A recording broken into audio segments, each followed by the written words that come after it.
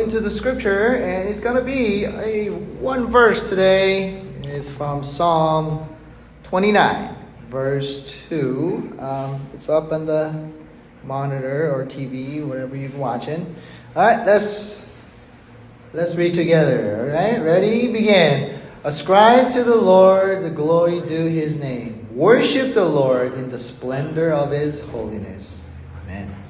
So as we continue to talk about the living of the life of holiness, we talked about what's holiness and all that. And we're going to go into more detail about holiness itself. So it talks about the beauty of holiness, right? So we know what holy living life looks like, right? It's imitating who God is. Because God is itself, His Himself is holy. Therefore, we must imitate to be like Him so that our life could reflect His holiness through what we do and how we do in our lives.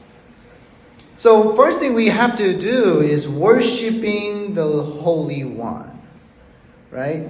So who are we worshiping, right? We sometimes forget, like who are we worshiping, right? Sometimes we feel like we're worshiping some being, an ultimate being, a one that is truly great. But we have to know who are we worshiping. We are worshiping the one that is holy, truly holy. And the concept of holiness can't be explained enough.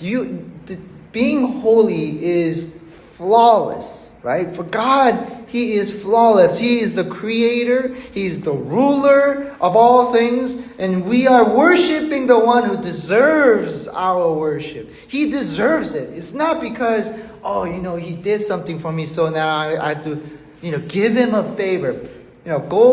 Go to Him, and so because He did favor for me, so I'm going to go, worship Him because, He did something for me. That's not the reason why we worship. We don't worship God because, we have nothing else to do. We're not worshiping God, the one that is truly holy. We're not just worshiping Him because He threatens us. And that's one of the many misunderstanding that non-Christians have. God threatens you, right? If you don't believe in Him, He's going to send you to hell. Well, it's not He's sending him to hell. It's the opposite. You're choosing hell over God. You're choosing unholy, the pain and suffering of eternal damnation over holiness. The one who is and who was and who is and who will be. The one is eternal. The one who is the creator, outside of our realm, outside of all what we know to be true. He is the one, right? We talk about the one. He is the one. He is, no doubt, shadow of the doubt in our mind, we worshiping the one who is most powerful, who is the most holy, who is the most perfect. Right? We can trust the one who we're worshiping. When we worship human beings, they have flaws. Right? When Joseph Stalin came to power, people worshipped him. Oh, he's going to make things great. He promised us everybody's going to be equal. No one is going to be greater than the above because we're community, right? The communism is all about, right? Socialism and communism it's about sharing and everybody being equal to everything. So doctors, they're going to be same as the laborer working and sweeping the street. They're going to be all same. Everybody's going to get equal pay. Everybody's going to get equal lives. Everybody get equal shares of food. Everybody going to live in a harmonious and he promised all this stuff, right? And so people worshiped them. Millions of Russians came to Joseph Stalin, and it's like, yeah, Joseph Stalin, he's going to make our lives great. They worshipped him. As he slowly abolished all things that is good, like religion, for example, right? He tried to erase the past history, saying that is bad. Those things are bad. We need to embrace the future. We must embrace now. And we must get rid of all the dirty and shameful past. Those czars, those evil czars, the kings who used to rule and subjugated you. You are now free under communism. And he preached and he did all this stuff. 20 million people died under his reign. What about Mao? What about Hitler? Do you guys know what Nazi stands for? I didn't realize that. National Socialist Party, right? He's also a socialist. I didn't realize what Nazi stood for. I know it was bad, but I didn't know it was what it stood for. People worshipped him, right? When Hitler came out, people worshipped him and they cheered for him. They vouched for him. Oh, he's gonna lead Germany, our Deutschland, into a greatness, right? Oh, white period and all that stuff. 8 million Jews died under his hands. That's just Jews alone. We're not talking about, homosexuals. We're not talking about minorities. We're not talking about them. They all got killed. And plus on top of that, he killed so many people during the war, right? Under his regime. It's mind-blowing. Millions of people died because they followed and worshiped a person, a human being. But we're worshiping the one who gives life, not takes away. Who gives us freedom to worship. Who gives us all the things that we have. He gives us even the choice to reject him. He gives us that. We worshiping the one who is truly free. Who is truly among the stars. If not greater than the stars. So why do we need to worship God? Because he's set apart. He's apart from anything else we know. Even the greater than the universe is under his fingertips. He is nothing like anywhere in the universe. He is morally pure and flawless. The reason why we worship him because we want to be like him, right? We want to be. We see him as our example. He is the one that we need to strive to be. We don't want to be mean, selfish, prude and rude and, somebody who just can't get along with. Right? Have you dealt with the people like that before in your life? My goodness, those people are so tough to deal with, right? I told you about the story about my aunt. I have 2 aunts. They're both passed away now, but my oldest aunt, who she was suffering from leukemia. So literally her white blood cells were attacking her bones. It's eating away her bones. So she was in a lot of pain all the time, right? So as you could imagine, somebody who feeling the pain every day is not the most happiest person on earth, okay?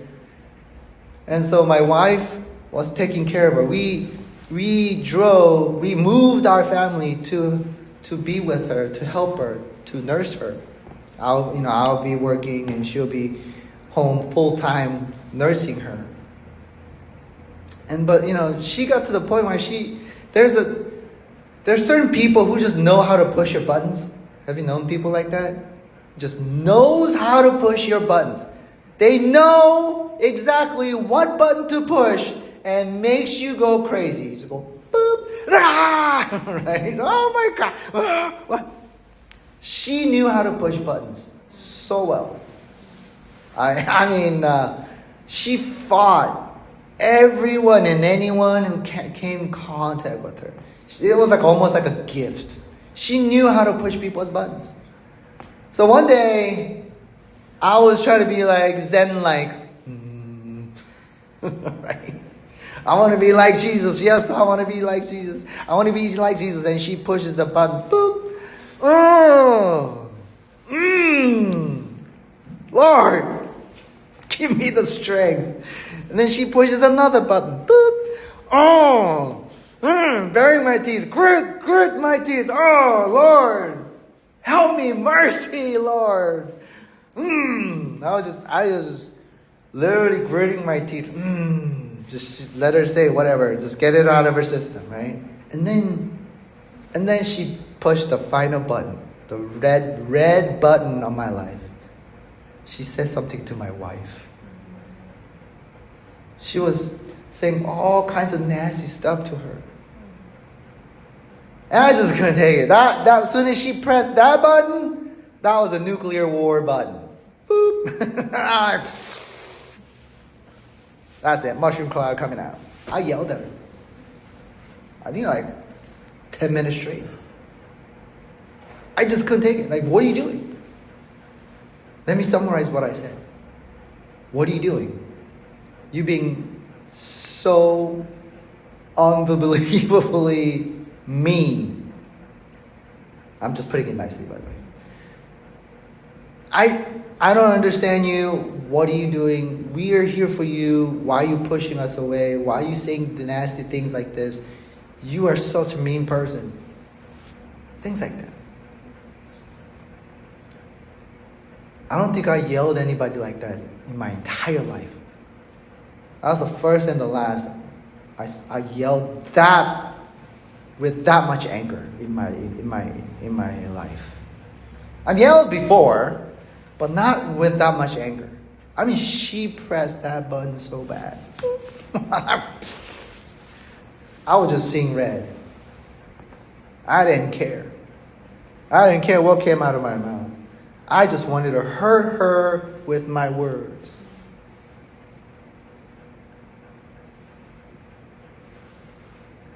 But God is not like that. God is the opposite of that. When we're seeing red, He's the one who calms our storms. He's the one who gives us that peace that no human being. He gives us the peace that no thing on this earth could calm our hearts with. Because He is peace. Because He's perfect. He's the obvious object of our worship. He has to be.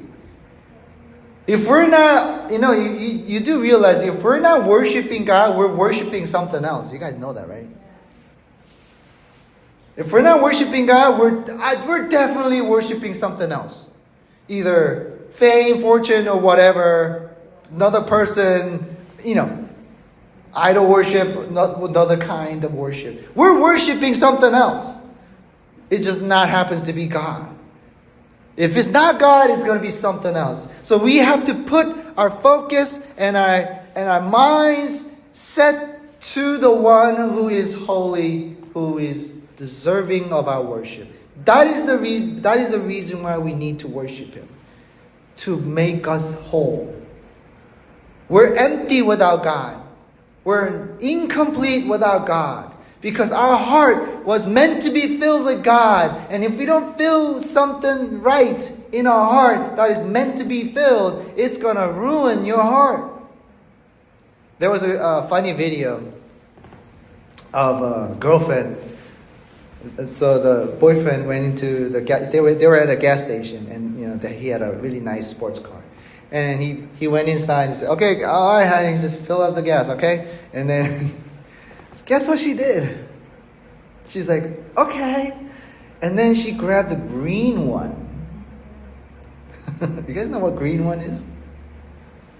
Diesel. She grabbed the diesel. It's not a diesel engine, by the way. It's combustion engine. It's diesel. If the diesel fuel goes into the combustion engine, it ruins it. It will break it. Would it explode? I don't know. Something about they say if you put diesel into a gas, Yeah, it's gonna break it apart, right? And she's like, okay. And he's like, I want to get some, okay? And she filled it all the way up. She topped it off, put it back, and like, look, I filled the gas. She literally did this. Look, I filled the gas. And he was like, okay, what'd you fill it? Oh, the green one. And his face turned white. What? Oh, the green one. Why? Do you know what this is? Like, and he was going off like, what are you trying to do? Ruin my car? What are you doing? I have to pump. Now I have to pump the gas out of the car. And she's like, I don't know what I did. What's wrong? I filled it up for you. That's the same thing what we're doing if you don't put God in our heart. You're putting something else that is not supposed to be there. And as you put more of it in your heart, guess what's going to happen? It's going to ruin your heart. It's going to break you break your life apart. So what do we receive from worshiping God? Number one is we transform our lives. Our lives will be transformed. Due to imitation of God through worship, our lives will be dramatically different. When you imitate something good, guess what? Your life is going to be good. Okay? If you imitate something bad, it's going to turn out bad. Right? It's like Asian dudes trying to be like gangster. Have you seen those? Trying, to wear pants, like, the saggy pants. Problem number one, Asians don't have butt. It doesn't sag. It just goes down farther than it's supposed to. Right? Because the black people and Latinos and white people, they have butts. So it like hangs on the butt. Asians don't have one. And they're like penguins, literally walking like this. Looks stupid, right? Totally stupid. And they're like, what's up, dog? What's up, dog? I'm like, penguin going. That's the only thing I could think of. I'm sorry. That's the image that I saw. Like, what's up, dog? Like, doing it like. Don't imitate that. Be you. You are you for a reason. You can't copy something you're not. Okay? So it's that. When you imitate something good, you will turn out good. When you imitate something silly, you will be silly. Because we're imitating God, we're going to turn out like God. Well, I'm not, don't misconstrue my word. I didn't say you're going to be God. I said be like God, imitating God. Our life becomes pure and holy due to worshiping God. As you go to God in worship of holiness, in the life of, as you practice life of holiness, your life will become more pure and pure each and every day. We learn to live without sin and learn to be better, distinguish good and evil in our life. Some people can't tell between good and evil. They can't. There are literally people who just can't tell between evil and good. Because they have no discernment in their heart. They have no idea what they're doing. We find focus in our heart that brings peace and joy. You want peace and joy? Worship God in truth. Worship in His purity and His holiness. Romans chapter 12 verse 2 says, do not conform to the pattern of this world, but be transformed by the renewing of your mind. Then you will be able to test and approve.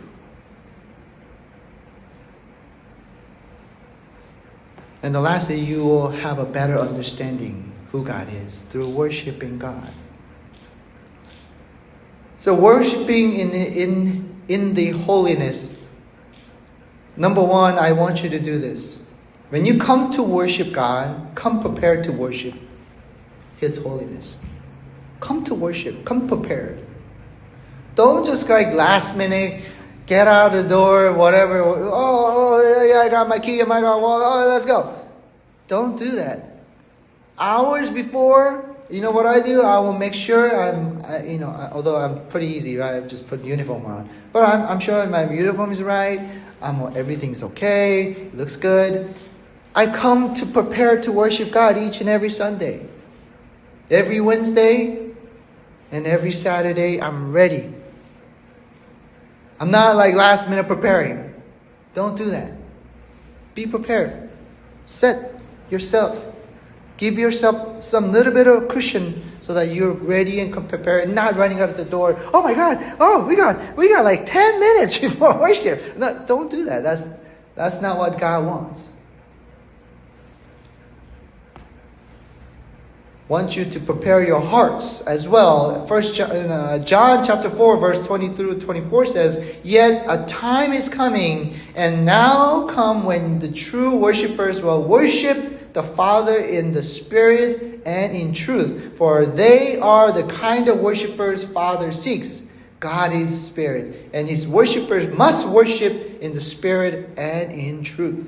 So we must come to worship God in His Spirit and His truth. And we need to be focused. Our hearts needs to be come to focus, not distracted. Don't get distracted. Oh, look at that nice ceiling. Oh, that light bulb needs change. Oh, don't do that during worship. When you come to worship, look at God through your hearts. Our heart must be focused on Him, right? Dialed in. That's how we worship in His holiness. When our hearts is not ready to worship, our worship becomes nothing more than an act. It's an act. You just come, sit. Okay, I did my part. I'm going to go home now. Or in our church, we go eat now. Right? Don't let your worship be an act.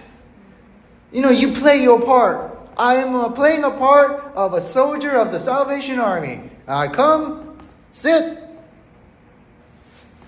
done. I've done my part, now I'm going to go and live my real life. That's not how it works.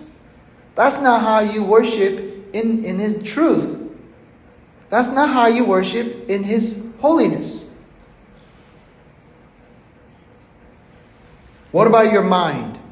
Put down all your worries and concerns in your mind when you come to worship. I know you have some. I know you have concerns and worries and all the things that you have to do next day on Monday. There are so many things that you have to do on Monday. I get that. I'm not immune to that. I understand that. I used to work, so I know. Monday is like the dreaded day. So many things that needs to be done on Monday. But at least for that next 2 hours of worshiping God, put that down. Put it away. Don't let it be the center focus of your mind. Psalm 55 verse 22 says, "Cast your cares upon the Lord, and He will sustain you. He will never let the righteous be shaken." That's God. Put His care upon Him. Put your worries of your mind to the Lord, and He will make sure that you could focus on Him. And then lastly, our body. Allow our body not to be tired from distractions of the day of the worship. I don't want you to come like half asleep. Just because you were playing video games or whatever until like 4 a.m. in the morning, and then you come like...